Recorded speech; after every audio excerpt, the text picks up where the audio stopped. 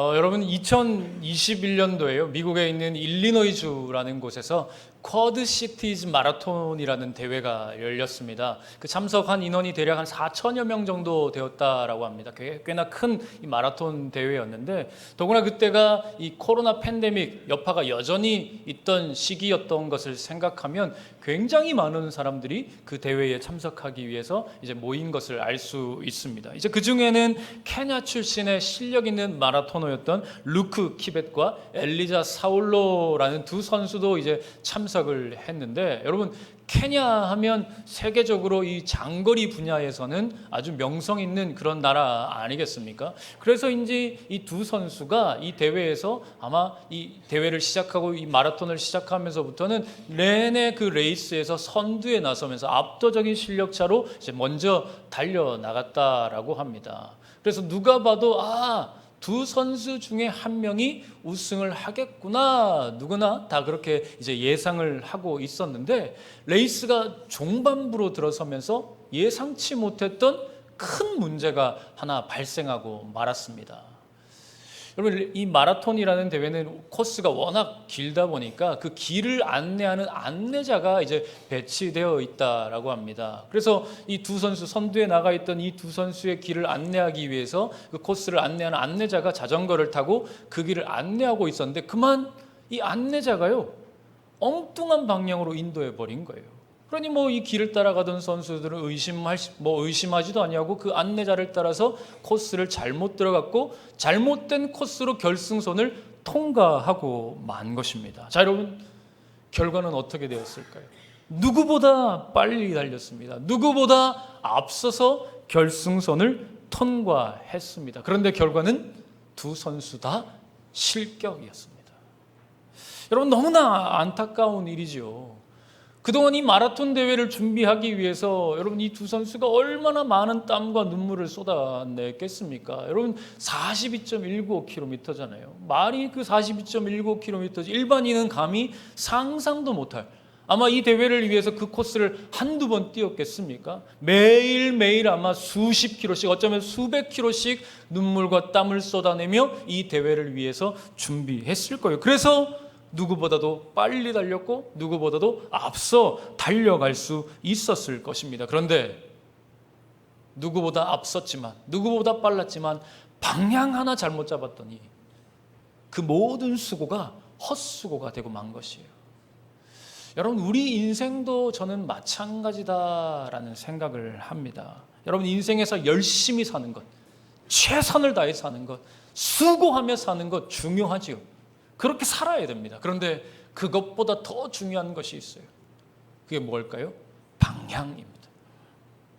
아무리 바쁘게 살고 아무리 수고하며 살고 누구보다 앞서서 달려간다 할지라도 이 방향이 잘못된다라고 한다면, 여러분, 하나님께서 우리를 위하여 준비하신 그 결승선에는요 우리는 당도하지 못하는 그런 안타까운 결과가 우리에게 주어질 수도 있다라는 사실입니다.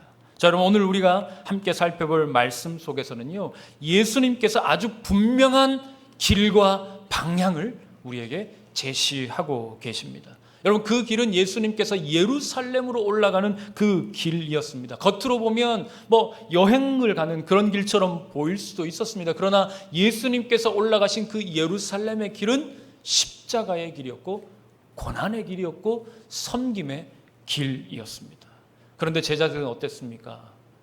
예수님과 함께 그 길을 걸어가고는 있었지만 그 마음의 방향은요 전혀 다른 방향이었어요. 예수님과는 맞지 않는 반대의 길을 이 제자들은 걷고 있었다라는 것이죠. 전혀 예수님께서 말씀하신 그 길과 그 방향의 의미를 잘 알지 못한 채 내가 원하는 대로, 내가 생각한 대로 그 길과 그 방향대로 걸어가고 말았다라는 것입니다.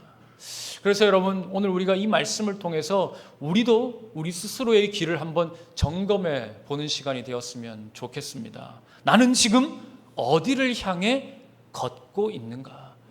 내가 참 인생을 열심히 살고 있는데, 수고하는 삶을 살고 있는데, 최선을 다해서 살고 있는데, 지금 내가 걷고 있는 이 길이 과연 예수님께서 말씀하신 그 길과 같은 길인가? 예수님께서 말씀하신 그 방향과 같은 방향인가? 여러분, 우리가 이것을 오늘 주신 말씀을 통해서 함께 생각해 보기를 원합니다.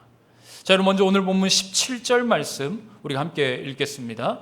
예수께서 예루살렘으로 올라가려 하실 때에 12 제자를 따로 데리시고 길에서 이르시되. 자, 여러분, 지금 예수님께서 어디쯤에 계신가 하면 아마도 갈릴리를 떠나서 여리고 부근에, 왜냐하면 예루살렘으로 올라가는 그 길목이 여리고거든요. 그래서 여리고에서 예루살렘으로 올라가는 어떤 한 길목쯤에 예수님이 계신 것 같아요.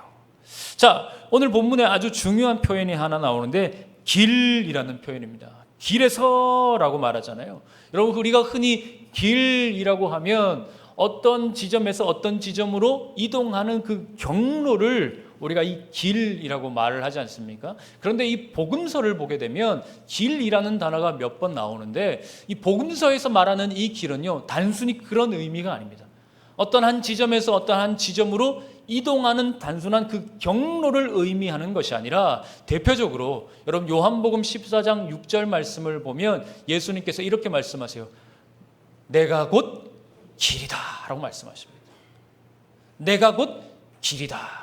여기서 사용된 단어가 바로 이 길, 헬라어로 하면 이 호도스라고 하는데, 예수님은 바로 내가 길이다라고 말씀하세요. 그러니 지금 오늘 본문에도 나오는 이 길, 그리고 예수님 내가 곧 길이다 하실 때 이 단어가 같은 단어라고 한다면, 여러분 지금 나오는 이 길이라는 단어는요, 단순히 우리가 걸어가는 어떤 바닥에 깔려있는 우리 주변에서 흔히 보는 그런 길을 의미하는 것이 아니라 우리의 신앙의 방향을 의미하는 겁니다. 내가 전심으로 다 함께 걸어가야 할 그 길, 하나님의 뜻을 이루어내는 하나님의 목적이 있는 그 방향을 바로 이 길이라는 단어가 포함하고 있는 것이죠. 사실 이 길에 대한 묘사는요, 이 공관복음서에 보면 명확하게 나타납니다. 우리가 공관복음서 하면 마태, 마가, 누가 복음을 이야기하는 것인데, 사실 마태복음은 그게 조금 약하기는 합니다. 그러나 마가복음과 누가복음을 보면 예수님의 이 길, 걸어가신 이 방향이, 목적이 분명하게 어느 것보다도 정확하게 등장하고 있고 부각되는 것을 볼 수 있는데, 여러분 특히 우리 누가복음 9장 51절 말씀 우리 같이 한번 읽어보겠습니다. 예수께서 승천하실 기약이 차감해 예루살렘을 향하여 올라가기로 굳게 결심하시고. 자, 여러분 무슨 말씀이에요? 지금 예수님께서는 자신이 언제 어디로 가야 하는지, 무엇 때문에 도대체 왜 이 길을 가야 하는지 분명하게 알고 계셨다라는 겁니다. 그래서 그 길을 외면하지 않으시고 어떻게 하셨다 말씀하세요? 굳게 결심하셨다. 내가 이 길을 가야 한다라는 것을 알고 계셨기 때문에 예수님은 스리슬쩍 넘어가는 것이 아니라 오히려 이 길을 내가 걷겠다, 내가 이 길을 가야겠다라고 굳게 결심하셨다라는 겁니다. 그렇다면 여러분, 예수님께서 그토록 굳게 결심하셔야 될 정도로 이 길은 무언가 의미가 있다라는 뜻인데, 여러분 이 길은 도대체 어떤 길이었을까요? 도대체 이 길의 끝에는 무엇이 있길래 예수님은 그토록 굳은 결심을 해야만 할 정도로, 굳게 결심을 해야만 이 길을 갈 수 있었을까? 오늘 보면 우리 18절, 19절 말씀을 보면 그것을 알 수 있습니다. 우리가 또 한 번 같이 읽겠습니다. 보라, 우리가 예루살렘으로 올라가노니 인자가 대제사장들과 서기관들에게 넘겨짐에 그들이 죽이기로 결의하고 이방인들에게 넘겨주어 그를 조롱하며 채찍질하며 십자가에 못 박게 할 것이나 제3일에 살아나리라. 여러분 이 말씀은 예수님의 세 번째 순환 예고의 말씀입니다. 마태복음에 보면 이제 예수님께서 자신의 죽음과 부활에 대해서 세 번 제자들에게 이제 예고하시는 이 말씀을 보게 되는데, 먼저는 마태복음 16장 21절에 나오고요. 두 번째는 마태복음 17장 22절 23절에 말씀이 나오는 것을 볼 수 있어요. 그런데 이 앞선 두 번의 예고는요, 사실은 간단하게 언급하고 지나갑니다. 예수님께서 자신의 죽음과 부활에 대하여서 그냥 언급만 하고 지나가신다 할 정도로 그냥 그렇게 간단하게 이 말씀을 하고 지나가세요. 그런데 오늘 본문을 보시면 세 번째에서는 그렇지 않죠. 아주 구체적이고 상세하고 자세하게 예수님께서 자신의 죽음과 부활을 언급하는 것을 보게 돼요. 마치 다 보고 오신 것처럼, 여러분, 이 시점 아직 예수님이 누구도 십자가를 생각하지도 않을 때였어요. 그런데 예수님은 미리 가서 그 장면을 다 보고 오신 것처럼 아주 상세하게 그 장면을 다 말씀하시는 것을 보게 됩니다. 자, 그렇다면 왜 예수님께서는 앞선 두 번의 예고와는 다르게 이토록 상세하고 자세하게 이 제자들에게 이 말씀을 해주시는 것일까요? 또 여러분, 지금 이 이야기를 보면 예수님은 따로 제자들을 불러서 많은 무리가 있었는데, 예수님 주변에는 많은 무리가 있었는데 그 무리들 가운데 12제자를 따로 부르세요. 따로 부르셔서 길에서 제자들에게 이 세 번째 아주 자세하고 상세한 자신의 죽음과 부활에 대한 이야기를 해 주십니다. 여러분, 왜일까요? 예수님께서는 도대체 왜 이 시점에, 아니 앞서 두 번의 이미 예고를 하셨는데 왜 이 시점에 제자들에게 자세하게 세 번째 말씀을 따로, 많은 사람들은 내버려 두고 그들만 따로 불러서 이 말씀을 과연 해 주셨는가 하는 것입니다. 여러분, 사실 이유는 단순합니다. 복잡하지 않아요. 예수님께서 이렇게 하신 이유는 너무나 단순해요. 왜? 이제는 제자들이 그것을 알 때가 되었기 때문입니다.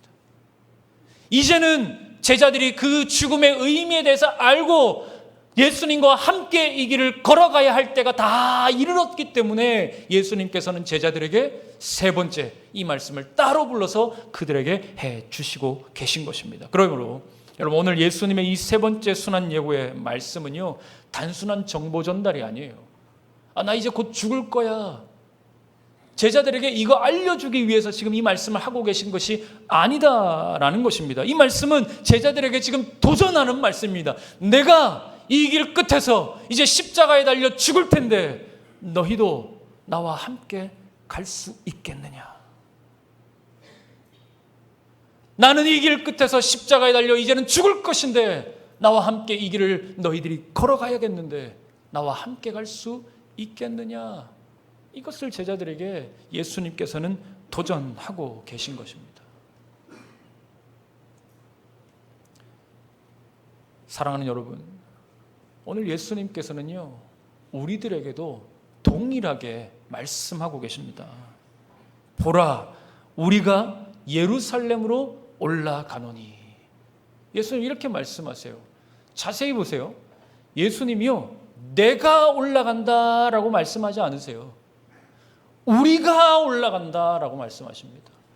너와 내가 함께 이 길을 올라가야 한다라고 말씀하시는 거예요.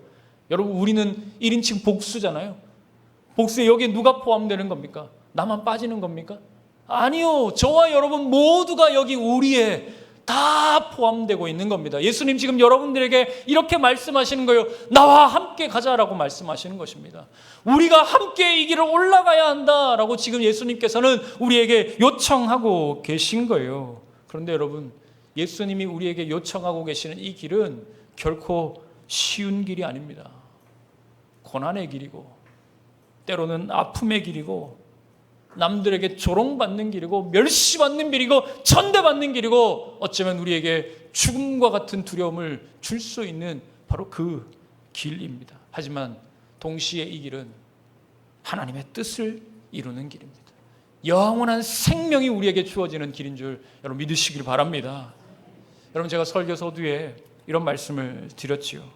우리 인생은 속도보다 방향이 중요하다, 이런 말씀을 드렸습니다.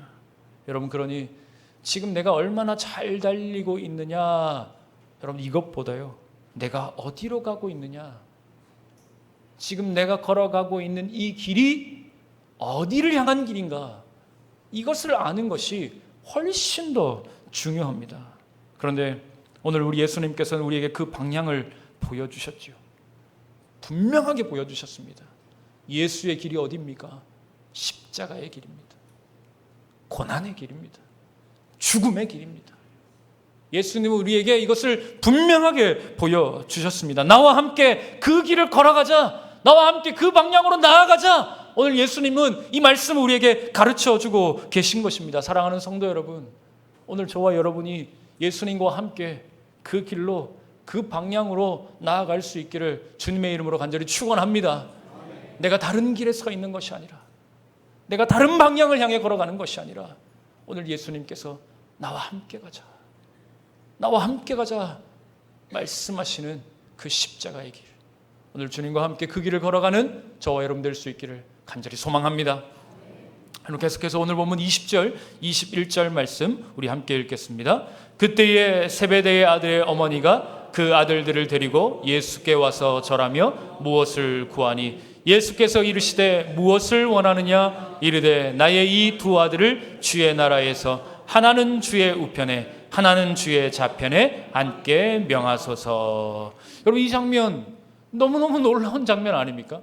전체 흐름을 알면 사실 이 장면이 여기 있으면 안 되는 장면이에요. 왜 그렇습니까? 지금 방금, 여러분 며칠 전도 아니에요. 아니 사실 몇 시간 정도 아닙니다. 지금 방금 예수님이 무슨 말씀을 하셨어요? 내가 죽는다. 내가 이제 예루살렘으로 올라가면 거기에서 내가 조롱을 당하고 채찍에 맞고 십자가에 못 박혀 죽을 거야 라고 제자들에게 말씀하셨습니다. 예루살렘으로 올라가는 그 길이 바로 그런 길이다 라고 예수님은 제자들에게 말씀을 하셨어요. 그런데 그 말씀을 듣고 난 직후에, 그 말씀을 하고 난 직후에 제자들이 어떤 반응을 보이고 있습니까? 여러분, 사실 상상이 안 되지 않습니까? 스승은 지금 죽음을 이야기하고 있는데 3년이나 동고동락했던 예수님께서 자신의 죽음에 대하여 상세하게 가르쳐 주셨는데 제자들은요, 누가 더 크냐 싸우고 있습니다. 누가 저 자리에 앉을 거냐 다투고 있습니다. 게다가 더 기가 막힌 것은 뭐예요? 지금 이 부탁을 누가 하고 있어요? 세베대의 아들들의 어머니. 좀 관계가 복잡하죠? 세베대의 아들들의 어머니, 그러니까 세베대의 아내. 이게 복잡하지만 간단하게 얘기하면 야고보와 요한의 어머니입니다. 이 야고보와 요한의 어머니, 누가복음을 보면 이 야고보와 요한의 어머니는 살로메라고 나오는데, 이 살로메는요 예수님의 어머니였던 마리아와 자매지간입니다. 그러니 지금 뭐예요? 예수님의 이모가 예수님께 나와서 네 사촌들 좀 잘 봐줘. 소위 말해서 뭡니까? 요즘 말로 치면 엄마 찬스. 여러분 2000년 전에도 엄마 찬스가 있었어요. 지금 엄마 찬스를 사용하고 있는 것입니다. 그런데 여러분, 겉으로는 사실 어머니의 입을 빌려서 이야기하고 있지만 사실 이거 누가 한 이야기입니까? 내가 하기가 조금 머쓱하니까, 자신들이 직접 이 이야기를 하기에는 좀 그러니까 아마도 어머니라는 좋은 핑계를 삼아서, 또 어머니가 우리가 남이가 가까운 사이잖아요. 이모 정도면 아주 가까운 사이 아닙니까? 그 이모가 대신 부탁하게끔. 사실은 그러나 이것은 세베대의 아들들 야고보와 요한의 속마음이 고스란히 비쳐있는 그런 이야기였다라는 것입니다. 그러니 뭡니까 여러분? 지금 제자들은 예수님의 고난과 부활에 대한 이야기를 상세하게 들었지만 그 제자들이 지금 그 고난의 의미에 대해서 알고 있어요? 모르고 있어요? 하나도 모르고 있는 것이죠. 지난 3년간 예수님이 얼마나 그들에게 많은 기적을 베풀어 주셨습니까? 지난 3년간 예수님이 얼마나 많은 말씀을 그들에게 보여주셨습니까? 알려주셨습니까? 그것도 3번씩이나 자신의 죽음과 부활에 대해서 가르쳐 주셨는데 제자들은 그 이야기를 이해하지 못하고 있습니다. 깨닫지 못하고 있습니다. 예수님의 길을 따라가겠다라고 말은 하고 있는데 사실은 그 길을 따라갈 자격조차 갖추지 못한 것이 이 제자들의 현실이었다라는 겁니다. 그래서 오늘 22절, 23절에서 예수님은 이렇게 말씀하십니다. 여러분 22절, 23절 우리 또 같이 읽겠습니다. 예수께서 대답하여 이르시되 너희가 구하는 것을 알지 못하는도다. 내가 마시려는 잔을 너희가 마실 수 있느냐? 그들이 말하되 할 수 있나이다. 이르시되 너희가 과연 내 잔을 마시려니와 내 좌우편에 앉는 것은 내가 주는 것이 아니라 내 아버지께서 누구를 위하여 예비하셨든지 그들이 얻을 것이니라. 자, 여러분 예수님께서 지금 야고보와 요한에게 이렇게 물으시죠. 내가 마시는 잔을 너희가 마실 수 있느냐? 여러분 이게 무슨 말일까요?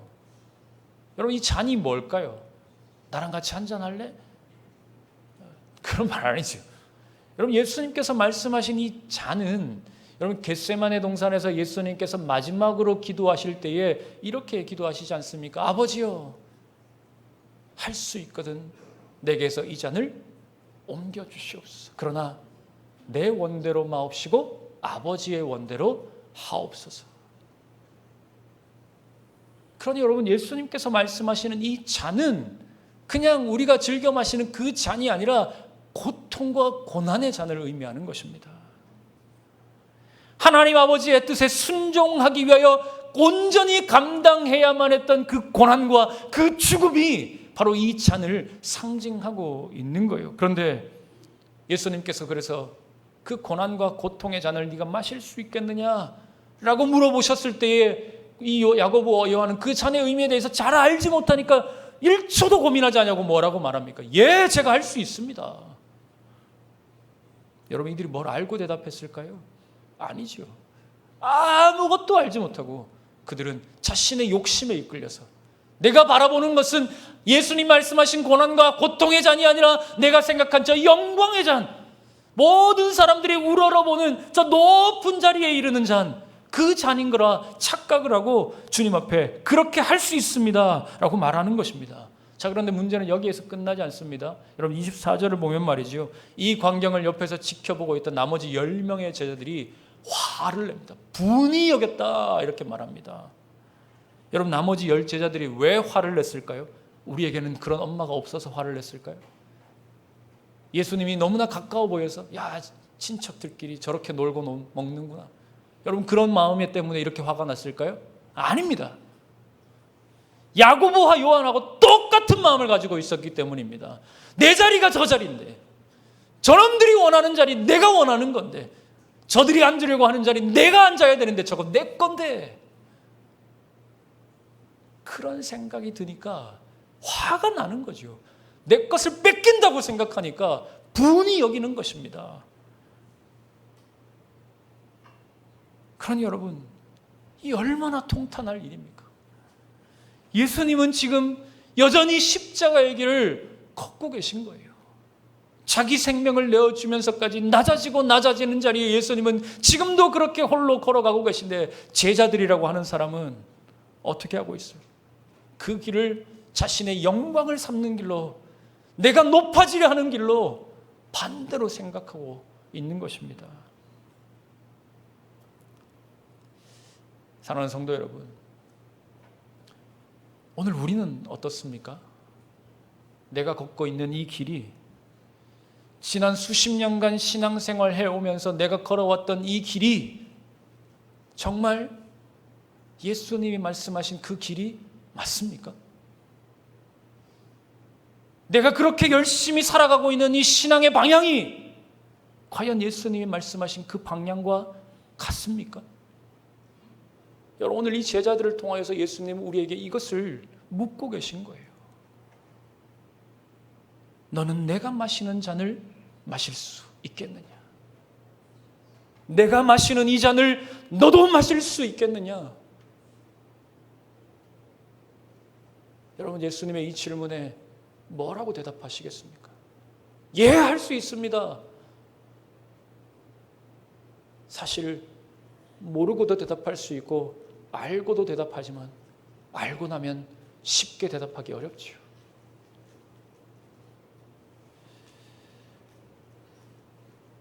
오늘 우리가 이 길을 걸어가려 한다면, 예수님이 말씀하신 이 고난의 잔을 내가 마시기를 원한다면, 여러분, 우리는 감수해야 돼요. 여러분, 예수님이 걸어가신 그 길은요, 고난의 길입니다. 우리는 이것을 늘 염두에 두어야 돼요. 예수님이 걸어가신 그 길이 맞는 길이라는 것을 우리가 알고 있고 믿고 있다면, 내가 걷는 길도 언제나 고난이 올 수밖에 없다라는 사실을 우리는 늘 잊지 않고 살아가야 된다는 겁니다. 때로는 세상으로부터 미움을 받을 수 있습니다. 때로는 세상으로부터 오해를 받을 수도 있어요. 때로는 세상에서 우리가 막대한 손해를 입을 수도 있어요. 예수님의 길을 걷기 때문에. 그러나 그때에 예수님처럼 우리는, 우리에게 고난이 오고 아픔이 오고 어려움이 온다 할지라도 예수님처럼 우리는 그 길을 묵묵히 걸어가야 합니다. 그 길이 바로 주님께서 원하시는 길이기 때문입니다. 그러나 그 길 끝에는 영원한 하나님의 나라가 우리를 위하여 준비되어 있는 줄 믿으시길 바랍니다. 오늘도 예수님께서 우리에게 원하시는 이 믿음의 길, 십자가의 길, 이 예수의 길을 믿음으로 결단하고 다 함께 걸어가시는 저와 여러분 될 수 있기를 주님의 이름으로 간절히 축원합니다. 자, 계속해서 오늘 25절, 26절 우리 전반부까지만 말씀 같이 한번 읽겠습니다. 시작. 예수께서 제자들을 불러다가 이르시되 이방인의 집권자들이 그들을 임의로 주관하고 그 고관들이 그들에게 권세를 부리는 줄을 너희가 알거니와 너희 중에는 그렇지 않아야 하나니. 여기까지만 읽겠습니다. 자, 여러분, 앞서도 우리가 보았던 것처럼 제자들은요, 여전히 높아지는 것에 그들의 마음이 사로잡혀 있었습니다. 예수님을 따르고 있었지만 그들의 마음은 여전히 세상적인 것에, 그 방식에 그 마음이 쏟아져 있다라는 거예요. 그래서 이제 예수님께서는요, 그런 제자들의 마음을 아시고 이 제자들을 향하여서 결정적인 말씀을 하십니다. 뭐라고 말씀하시냐? 너희는 그렇지 않아야 한다. 너희는 그렇지 않아야 한다.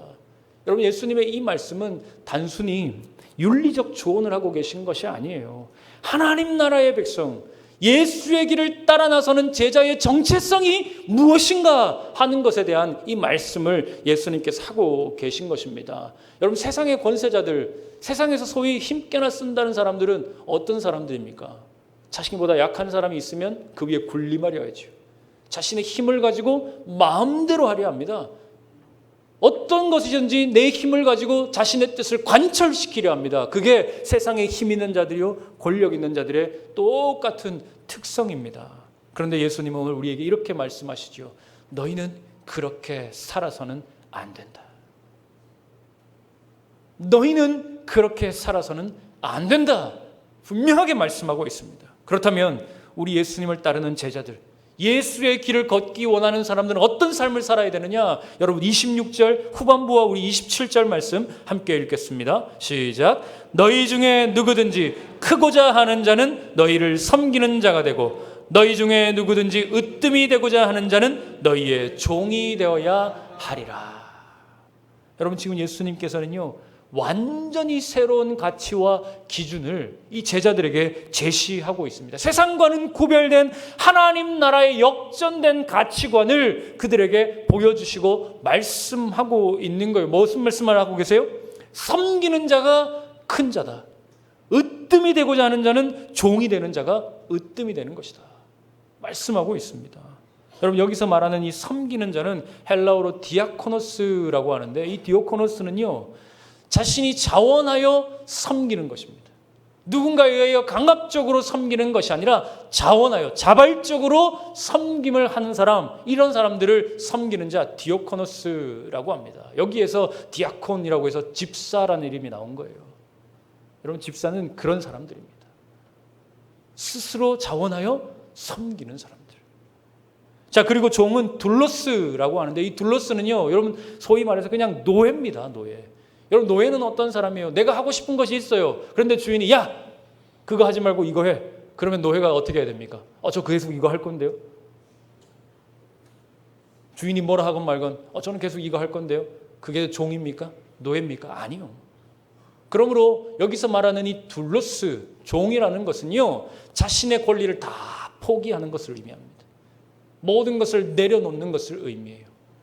자, 그런데 여러분, 지금 예수님께서 제자들에게 하시는 이 말씀은 제자들이 지금까지 가지고 있었던 모든 가치와 그런 개념과 그런 사상을 완전히 박살내는 말씀이었습니다. 이들의 가치관, 이들의 사상, 이들의 개념은 어떤 거였어요? 세상에서 높아지는 것이 그들의 가치였잖아요. 내가 왜 예수님 곁에 그렇게 3년 동안 그들이 붙어서 살았습니까? 높아지기 위해서. 세상에서 우러러보는 삶을 살기 위해서 그들이 그 길을 걸어가고 있었던 거예요. 그런데 예수님은 지금 이 제자들을 향하여서 정반대의 말씀을 하고 계시죠. 진짜 큰 사람은 남을 섬기는 사람이다. 진짜 으뜸이 되는 사람은 자신을 낮추는 사람이다. 그런데 여러분, 이 말씀은 지금 예수님께서 단순히 겸손하게 살아라, 이 말씀을 하고 계신 것이 아니에요. 여러분, 예수님의 이 말씀은 어떤 뜻이냐? 나와 같이 살아야 한다. 너희 나처럼 살아야 돼. 이 말씀을 하고 계신 거예요. 여러분들 28절 말씀 같이 한번 읽어볼까요? 시작. 인자가 온 것은 섬김을 받으려 함이 아니라 도리어 섬기려 하고 자기 목숨을 많은 사람의 대속물로 주려 함이니라. 여러분 이 말씀이 얼마나 강력한 복음의 선포인지 모릅니다. 여러분 예수님은 원래 높고 높은 자리에 계셨잖아요. 그런데 그 높고 높은 자리를 다 포기하시고 낮고 낮은 자리까지 오셨습니다. 무엇 때문에요? 섬김을 받으시려고요? 아니요. 도리어 섬기기 위하여 가장 낮고 낮은 자리로 오셨습니다. 가장 낮고 낮은 자리에 오셔서 섬기신 그 모습이 무엇입니까? 내 목숨을 나를 위하여 우리를 위하여 내어주시기까지. 여러분 그 섬김의 정점이 뭐예요? 그러니 십자가이죠. 오늘 예수님은 우리에게 나와 함께 이 십자가의 길을 걸어가자 오늘 말씀하고 계신 것입니다. 사랑하는 성도 여러분, 우리 주님은요 단 한 번도 말로만 가르치신 적이 없어요. 제가 지난주에도 그런 말씀 드렸죠. 삶으로 가르치는 것만 남는다. 예수님은 자신의 삶으로 이 모든 것을 다 가르쳐 주셨습니다. 사랑하는 여러분, 오늘 이 말씀 앞에 우리 자신을 다시 한번 돌아볼 수 있기를 바랍니다. 서두에 제가 이런 질문을 드렸습니다. 나는 지금 어디에 서 있는가? 내가 지금 걷는 이 길이 과연 예수님과 함께 걷는 길인가? 여러분 이 질문에 한번 대답해 보실 수 있기를 바랍니다. 나는 지금 어느 길에 서 있나? 내가 걷는 이 길은 과연 주님과 같은 길이고 주님과 같은 방향인가?